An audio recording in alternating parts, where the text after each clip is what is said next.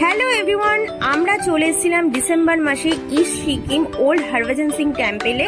সেখানকার কিছু video clip তোমাদের জন্য নিয়ে এসেছি। এখানে প্রচুর সিঁড়ি ভেঙে ওপরে উঠতে হয়। মন্দিরটা ছিল 14,000 ফিট পাহাড়ের ওপরে, আর এখানে -1 ডিগ্রি ছিল। তো প্রচন্ড ঠান্ডা ছিল আর প্রচুর হাওয়াও হচ্ছিল। প্রচুর সিঁড়ি ভেঙে আমরা ওপরে উঠলাম। আর এখানে রয়েছে বাবা হরভজন সিং এর মন্দির, যেখানে ওনাকে দেবতারূপে পুজো করা হয়।